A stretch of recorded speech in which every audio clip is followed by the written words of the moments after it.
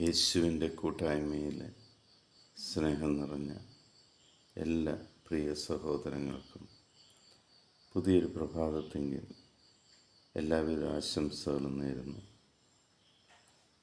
അതിരാവിലെ തന്നെ ദൈവവചനം കണ്ടുകൊണ്ടും വായിച്ചുകൊണ്ടും കേട്ടുകൊണ്ടും കർത്താവിൻ്റെ കൂടെ ആയിരിക്കുവാൻ ദൈവം നമുക്ക് അവസരം തന്നതിന് നന്ദി പറയാം.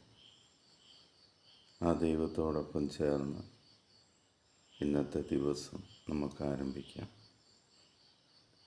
ഇന്ന് നമ്മൾ ശ്രവിക്കുന്ന തിരുവചനം പ്രഭാഷകൻ്റെ പുസ്തകം 5-ാം അധ്യായം 7-ാം തിരുവചനം. കർത്താവിങ്കിലേക്ക് തിരിയാൻ വൈകരുത്.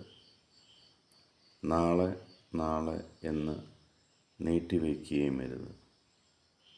അവിടുത്തെ ക്രോധം അവിചാരിതമായി ഉണരുകയും ആ ശിക്ഷയിൽ നീ നശിക്കുകയും ചെയ്യും.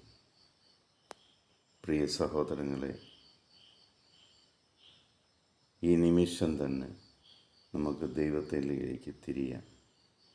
അറിഞ്ഞോ അറിയാതെയോ ദൈവത്തോട് തെറ്റ് ചെയ്തിട്ടുണ്ടെങ്കിൽ അത് ഏറ്റുപറഞ്ഞ് ദൈവവുമായി രമ്യപ്പെട്ട് ദൈവത്തോട് ചേർന്ന് നമുക്ക് നമ്മുടെ ജീവിതം ആരംഭിക്കാം. പിതാവായ ദൈവത്തിൻ്റെയും പുത്രനായ യേശു ക്രിസ്തുവിൻ്റെയും പരിശുദ്ധാത്മാവിൻ്റെയും കൃപയും അനുഗ്രഹവും സമൃദ്ധമായി നിങ്ങളുടെ മേലുണ്ടാകട്ടെ. ഈശോ മിശിഹായ്ക്ക് സ്തുതിയായിരിക്കട്ടെ.